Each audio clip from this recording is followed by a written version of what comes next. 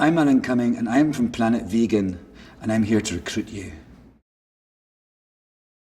I think swimming would be first, but then I also do Pilates. I always lie about my age at the gym. I lie to the machine, I make myself younger because I feel I'll get a better workout.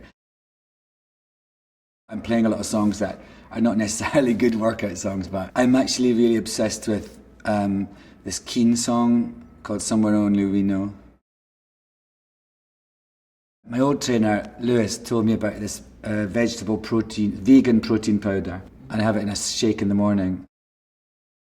I went on this train journey, so they do one in Scotland, and it goes kind of from Edinburgh and you go across and up the west coast, these beautiful, and you sit in a little carriage and they bring you drinks.